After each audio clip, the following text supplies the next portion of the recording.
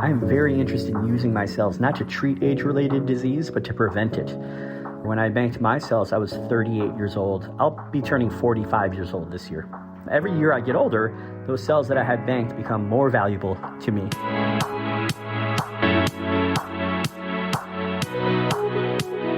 Hello again and welcome to the Live Long and Master Aging podcast. I'm Peter Bowes. This is where we explore the science and stories behind human longevity.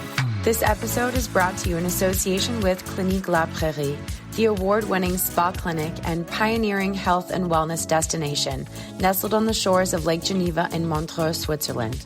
Combining preventative medicine with bespoke lifestyle and nutrition plans, Clinique La Prairie offers a holistic approach to living fuller, healthier, and longer lives. Now, this is not a podcast about living forever, although that is a fascinating prospect should it ever become possible. We focus on extending health span, the number of years that we enjoy the best of health and are able to live our lives to the full. And with that in mind, there is a huge amount of interest and research currently taking place to explore the potential of stem cell therapy to help combat age-related diseases. Today we're going to look into what's possible now and what might be possible in the future. My guest is Steven Clausnitzer, the CEO and co-founder of Forever Labs, a company which offers a service to store your stem cells in case they can be used in the future, perhaps as part of therapies that haven't even been developed yet to combat age-related disease and perhaps, the company says, aging itself. Steven, welcome to the Live Long and Master Aging podcast. Thank you, Peter. Glad to be here. Good to talk to you. The name of the company, Forever Labs, do you literally mean forever? You know, it's a good name. It was a clever name. It's really live as long as possible in a healthy state labs. Just didn't have the ring that we needed. But yeah, you know, I think that at some point, if we don't destroy ourselves, our species could very well start repairing the damage that's accruing within our bodies faster than it's happening, right? That's the goal. So yeah, I really do think at some point we could live forever. But perhaps in the short to medium term, you and I are on the same page in terms of focusing on health span and extending those healthy years and utilizing the science and the potential therapies that we have at our disposal. Yes, absolutely. That is our goal. And we believe, of course, at Forever Labs that one of the tools you could put in your tool belt towards that end would be having access to your own autologous, meaning your own stem cells in the best possible state later in life. So that's what we do. Well, let's delve into that. Before we do, could you maybe just give me a brief synopsis of your career, your education, and what brought you to this point? Yeah. So I'll try to be as brief as possible. I think it really all starts when I got married, which is about 17 years ago. At my wedding, I met someone who was a friend of my wife. His name's Mark Katakowski. He happens to be a PhD in medical physics. Mark and his wife, Gao-Chi, and my wife, Joanna, we all started spending a lot of time together and became very, very good friends. And Mark started telling me about some of his research using stem cells to treat various neuropathologies like stroke and traumatic brain injury. And we ended up starting Forever Labs. There's much more to that story, but my background is not in science. It's actually all in team leadership, sales, and I have a business development background. Mark and I, though, became such close friends that we started creating projects together. One of them is called Hubsky.com. It's been described as what a child of Reddit and Twitter would look like if they had a smart child. We started that, that might be 12 years ago now. And we just realized we really work well together. He's sort of the hacker, the scientist, the coder, the developer, and I more of the business person. And so in starting that, one night we were on a phone call and we were talking about Hubsky and about some other things we were working on. And Mark started telling me about his research more in depth. Surprisingly, we were very, very good friends, but we talked very little about stem cells until this phone conversation. And Mark started telling me about how he was taking cells from young mice and giving them to older genetically matched mice. So it'd be like giving, older Peter, younger Peter's stem cells. And he was treating these older mice that had a stroke. And he was finding out that if he treated these older mice that had a stroke with young genetically matched stem cells, they did much better than if you treated them with aged matched cells. Then Mark started looking into this, and he started realizing that having access to your own young stem cells could be a real boon in the future. By the end of the conversation, which was not supposed to have anything to do with starting a company, and at the end of the conversation, it still didn't. By the end of this conversation, though, Mark was like, "I'm turning 40 soon, 40 years old, and I want to have access to my 40-year-old stem cells for the rest of my life.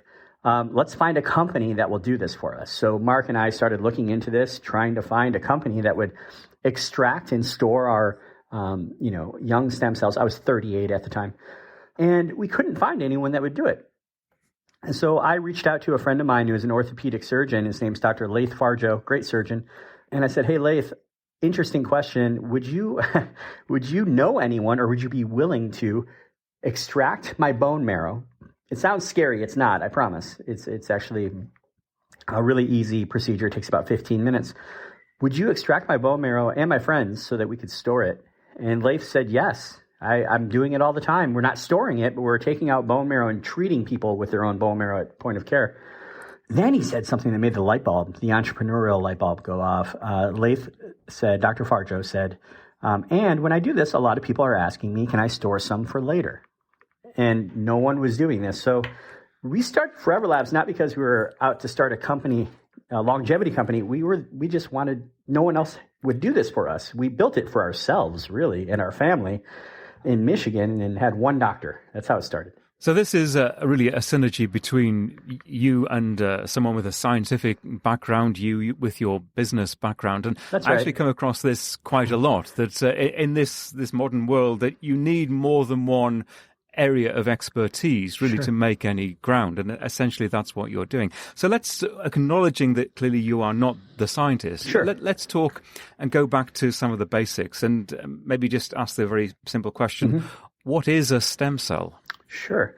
Well, a stem cell is a cell that can become many different tissue types in the body. So it's really like, you can think of these cells as the building blocks of your body. And the ones that we're most interested in a lot of the research out there, are most interested in are two types, really. One are called mesenchymal stem cells, which can be any part of the mesenchyme, so bone, connective tissue, things like that. And the other are hematopoietic stem cells, and these build your blood, they support your immune system. And they're all found in the bone marrow. That's it's where they're produced, it's where they're most commonly found, is in your bone marrow. So these cells, you can think of them, like I said, as building blocks. Think of them as like a brick in a building, right? And you're the building. The problem is as you age, these bricks become porous, and you have less of them. So as you age, these stem cells, they accrue damage, and they replicate that damage when they create new stem cells. And so you end up aging. It's part of the aging process. It's why, when my grandfather was around 75 years old, he slipped on the ice and he broke his tailbone. When I fall and slip on the ice, perhaps I just have a bruised tailbone. It doesn't break. It's because his bones were brittle, because his stem cells were no longer producing good osteoblasts that create the bone, and his bone was compromised. So these cells are your building blocks, but unfortunately, as we age, these building blocks become compromised. And that's the problem we're trying to solve. So and let's break this down. For what purposes are stem cells being extracted right now? Clearly, there are two areas to look at here. There's the right now, and there's the potential for the future. Sure. Perhaps, as I mentioned in the beginning, the therapies that we don't fully understand or haven't even developed yet. So let's talk about the right now, and why someone would want their stem cells for their own benefit to be extracted. And we'll continue this conversation in just a moment. Hey, quick question for you. Are you someone who wants to be fit, healthy, and happy? And what if I told you could get your dream body by simply just listening to a podcast? I'm Josh. And I'm KG, and we're the hosts of the Fit, Healthy, and Happy podcast. Listen, we get it. Fitness isn't easy. Carbs, no carbs. Just stop, okay? It doesn't have to be that complicated. And that's why we made this podcast. We get straight to the facts so you can become your best you. So the way to check us out is click the link in the show notes or search Fit, Healthy, and Happy podcast on any of the major podcast platforms. We'll see you soon. Yeah. So there's, you can really think of the very first stem cell treatment. Everyone's heard of it. It's a bone marrow transplant, right? So if you were to have let's say you got a blood cancer, unfortunately, you get a blood cancer, you need to find a donor. Often it's a family member. Sometimes it's not, that has the same HLA match for you. The unfortunate thing is that even when you find someone who's an HLA match, there's about a 50% rejection rate, which is very high. If you had banked your own precancerous cells with Forever Labs, perhaps you don't have that problem. You could use your own cells that you banked. But that would be the first stem cell treatment that was ever really approved, is a bone marrow transplant. But I mentioned earlier in the sort of founding of the company that I talked with Dr. Farjo, and he was treating people with their own bone marrow. And so what they're doing right now, the treatments right now that are happening, is people will go in and they'll have, let's say, Peter, that you had a bad shoulder.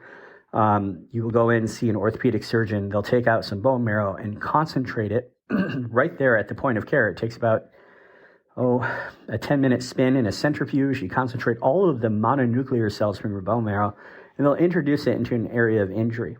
And what those cells do, and I may not be a scientist, but I've certainly spent enough time with them to know some of these things. What these cells will do, the mesenchymal stem cells are attracted to areas of injury. They go there, and they start expressing what are called extracellular vesicles. In fact, mesenchymal stem cells give off something like 5% of their weight daily in extracellular vesicles, like exosomes.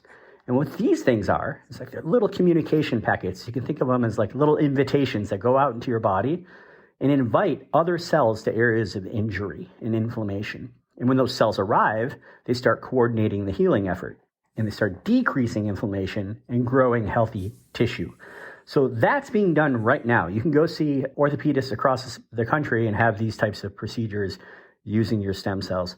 So that's the now. The future, I think, is much more exciting than the now. But right now they are already being used. And I should also mention that right now there are well over 1,000 clinical trials using stem cells, mesenchymal stem cells in particular, to treat various age-related diseases.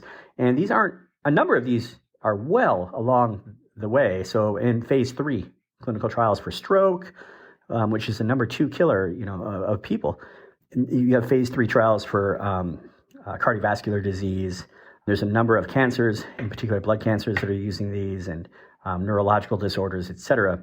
So there's a lot of work using these cells. And from where we stand, it's quite simple. Our company, we just think you should have the best possible cells, your own cells, in the best possible state set aside, whether you're, 20 years old or 50 years old. Bank them now. It's the best they're ever going to be. And you mentioned earlier that this isn't a difficult process. From a practical perspective, though, what does it involve? Sure. So first things first, you would go to foreverlabs.com and sign up, and then we pair you with a physician that's geographically close to you. You go into that clinic, and we always say take about 1 hour of your day to do this. There's a little paperwork, like any procedure that you'll have. Fill that out, go back, see the doctor. The physician, he or she, will describe what you're about to go through, and what they're going to describe is this. So you will lay on your side. The physician will apply a little bit of lidocaine to what's called your posterior iliac crest, which is a fancy way of saying your hip, and numb it up. And then the doctor goes in there with, essentially, it's called a jamshidi needle, which is really just a hollow needle that goes into your bone. It sounds really scary, but because of the lidocaine, you really don't feel it. The only time you feel a sensation is when the doctor does draw out the bone marrow, because it creates a negative pressure in the bone. You get this cramp that runs down your leg. It's very short-lived, lasts for a matter of seconds, and then goes away. And then that whole process is about 8 to 15 minutes, depending on how quick the physician is, to be honest. So 8 to 15 minutes there, and then afterwards they'll have you sit there for another 5 to 10 minutes just to rest. And then you go about your day. Now you'll have, I let people know about, a nickel-sized bruise on your hip for about a week. And then that's about it. It's pretty simple, to be honest. The physicians refer to it as an advanced blood draw. And we've been fortunate as a company. We've done, close to 1,000 of these procedures. And, we haven't had anyone have any infection, which would be the sort of the biggest worry. The biggest concern would be infection from the point of entry, just like anytime you're having a blood draw or anything like that. So we work with really good physicians. Our physicians have studied at Harvard, Stanford, Michigan, Duke, you name it. So we've been very careful about setting up a very high integrity physician network across the country. How do you actually store the stem cells? So you'll go to the physician, have the procedure done, and then the physician's going to draw two 30cc syringes of your bone marrow. We have a custom kit that they put the bone marrow in, and we have a courier service that picks it up, overnights it to our processing lab, which is in Ann Arbor, Michigan. We process the cells there, and then we store them in liquid nitrogen, and they're literally rendered biologically inert. So you'll continue to age, and your stem cells will not. That's how they're stored. And is that an indefinite storage? Do you know if there is a time limit? Clearly, we don't know what's going to happen in the future, but is it, to all intents and purposes, indefinite? I mean, it better be. So my fathers are there, my cells are there, Mark's are there. If it's not indefinite, I'm a man without friends or family.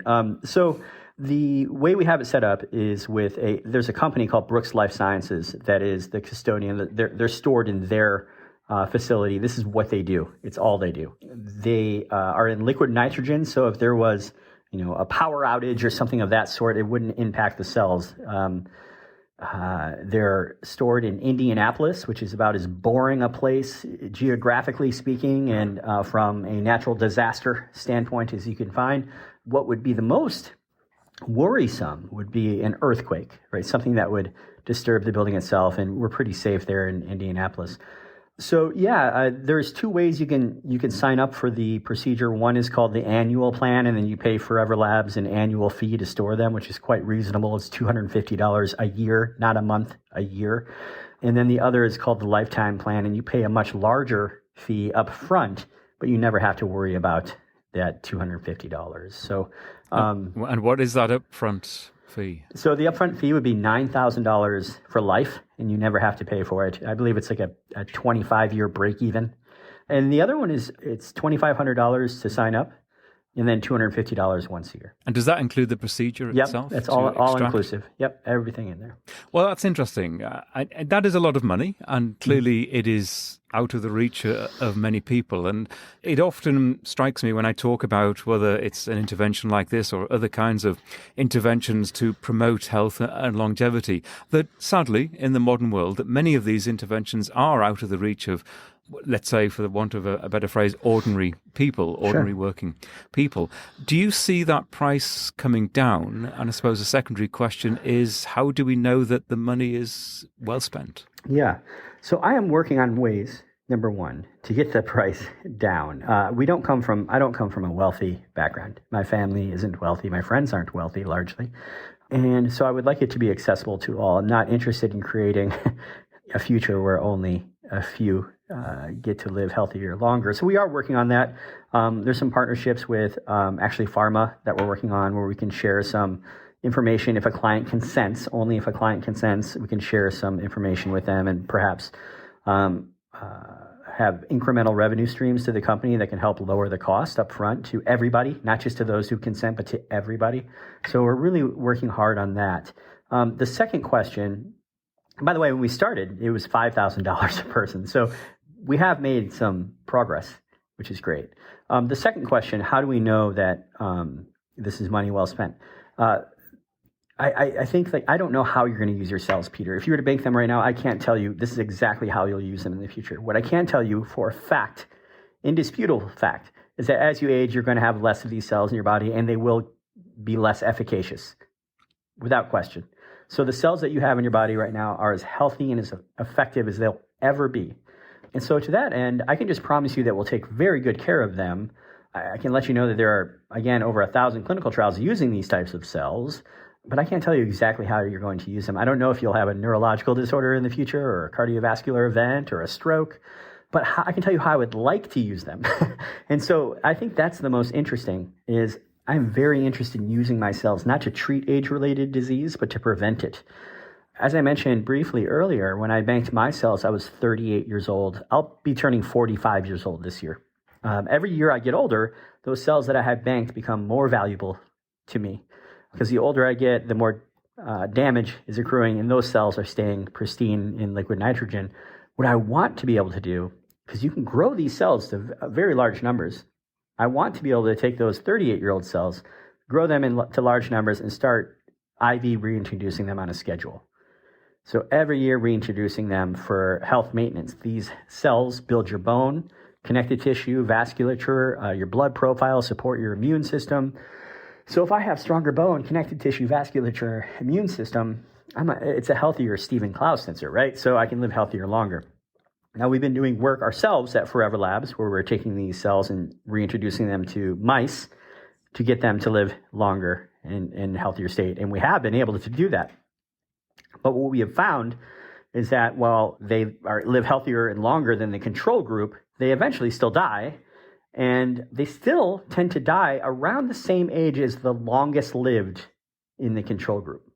So what we think we are doing, and I don't want to get too in the weeds here, but if you were to take right now 100 million of your healthy cells and start reintroducing them on a schedule, you might burn really bright for a while. But what you've done is you've introduced more cells into your body. And what happens to cells inevitably is some of them start becoming senescent, which is that they essentially stop serving a positive function in the body, still reside in the body. They're almost like zombie cells. They reside in the body. They give off these pro-inflammatory signals, or they're pro-inflammatory and give off these tumorogenic signals to the cells around them, and they remain in the body. So what we're interested in is, can we remove senescent cells from the body and on a schedule start replacing them with young Peter cells? The analogy we like to use is when you change the oil in your car, you don't just pour new oil on top of the old oil, right? You take the old oil out and pour in the new.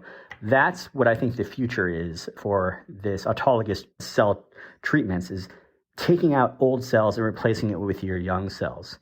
So we're working towards that end at Forever Labs. There's a lot of people working on how can we use these cells to treat disease. We're really interested in using them prophylactically to prevent disease. Exactly. I think you've made a valuable distinction there between treatment and prevention, and that your vision involves not potentially waiting 40, 50 years and then suddenly using the cells. It's going to be a gradual process to slow down that aging process, and I think, as you've already touched on, hopefully to prevent some of those killer diseases of old age. And we're talking about heart conditions, we're talking about cancers, diabetes, those diseases that for many people are the beginning of the end. Yes, I think we would both agree that, given what I've heard on your show, that the system right now, the medical system, is largely built around reparation, and almost entirely, right? We wait for the engine to break down and we try to repair it. And there's a lot of people in science and medicine that are working on ways that we can do preventative maintenance, right, on this. And there's some of it that we've been doing forever, right? Diet, exercise, sleep, all of these things, meditation, all of these things we know extend healthy lifespan and quality of life. So storing your stem cells doesn't mean you can bypass all those things.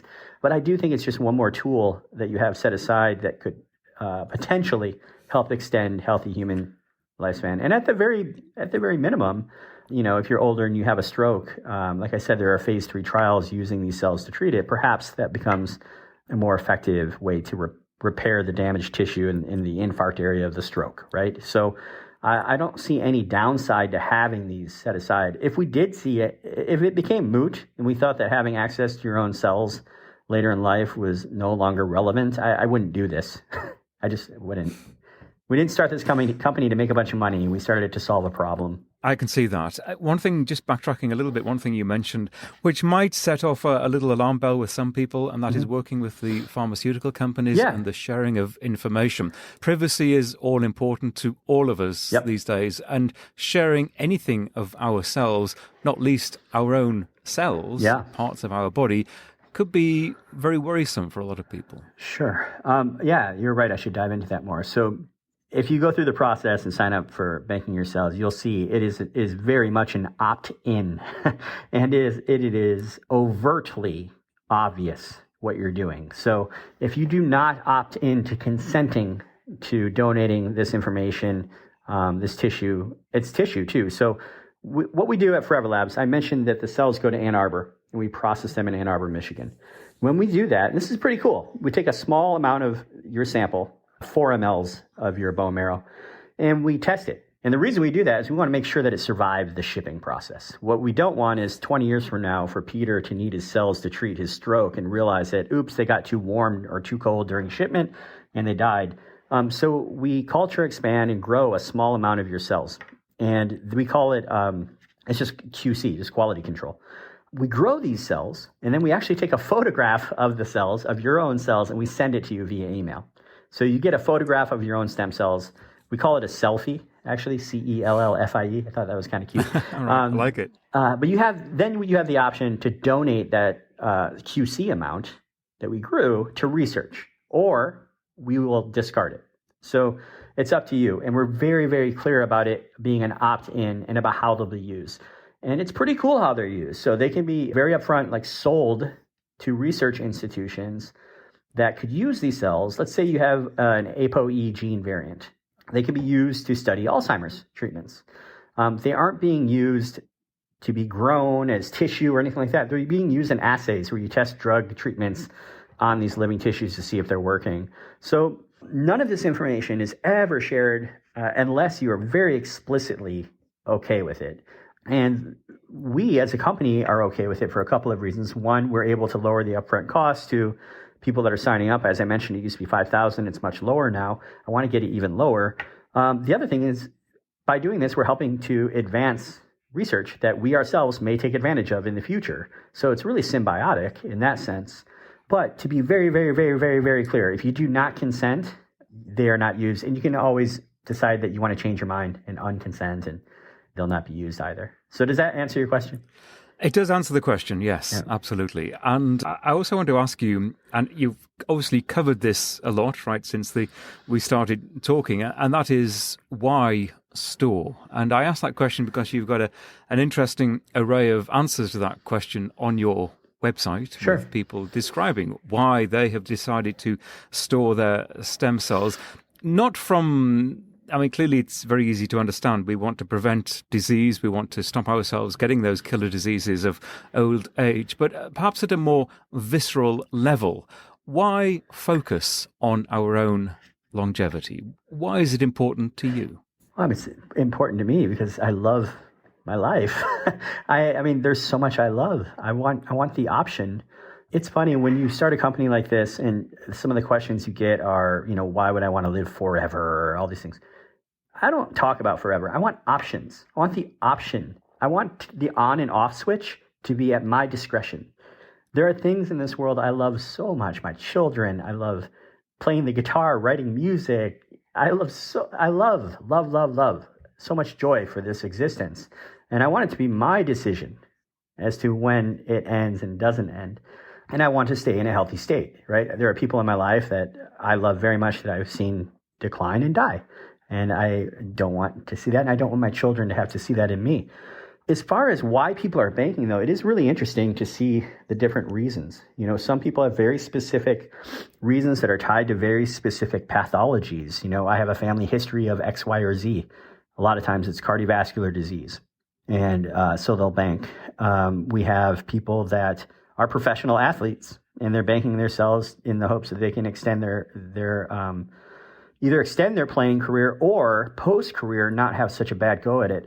These athletes, much like our people in military, et cetera, really do some damage to their bodies. And they don't have to be a pro. You could be someone who's a weekend warrior out there running marathons, and someday you're going to wish, I think, you had some of these set aside for those needs. And then there are people that bank because they want to get to what they refer to as escape velocity, which is the point at which they're repairing the damage faster than it's accruing. And that's an aeronautics term, right? It's like when an object gets out of the gravitational pull of a larger object. I think we can get there. I don't know if we'll get there in my lifetime or not, but I think we'll be able to. Certainly, I do believe we'll be able to use these cells for health maintenance in my lifetime. Will I be able to live forever? No, I don't think so. Will I be able to extend my healthy lifespan? I do think so, yes. Yeah, and I pretty much agree with everything you say there, that we use the science as we understand it, and we have it available to us to live as long and as well as possible for all of the reasons that you've explained. It's interesting that the vast majority of people, when I do interviews about longevity and I ask a similar question to that, the answer nearly always relates to other people, to their children, to their grandchildren. It's not so much a selfish thing, it's what you can do with others and perhaps share your wisdom as you get older. I was just about to, and just a thought just occurred to me, is there an upper limit in terms of age, current age? You said you were 38. Question. Yeah. I'm 60 years old now. I've just turned 60. Is it too late? Well, first of all, you look great. You're doing something right. Thank you. Keep it up. Okay. Is it too late? No. As you age, these cells, as I mentioned, decline in number and function. That decline really starts in your late 20s. It's highly, highly variable based on genetics mostly, but also lifestyle choices. But that decline is very slow at first. It's sort of like an inverse exponential curve, right? You see it, the decline accelerates the older you get. At 60, you're still not accelerating as quickly as, say, between 70 and 80. Regardless of genetics and behavior, after the age of 80, almost everybody falls off the same sort of cliff. It's a massive decline, massive decline. They did a study of octogenarians in Italy where they looked at people over the age of 80 and the number of circulating stem cells that they had in their bodies. And then they came back and they looked at them, I think it was 7 years later, the same group. And the number they had of circulating stem cells in their body at the age of 80 was predictive of who was still alive 7 years later. So this stuff matters.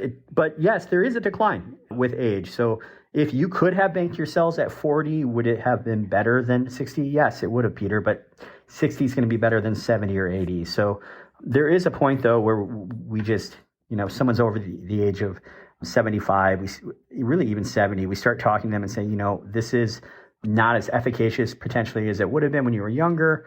I'm not joking. My investors won't like hearing this, but I'm not joking when I say that we are really interested in solving a problem and not getting people to sign up when it wouldn't be potentially beneficial for them 100%. And if anything is ever proven that these cells will not, for whatever reason, be beneficial later in life, then we'll move on to pursue something else.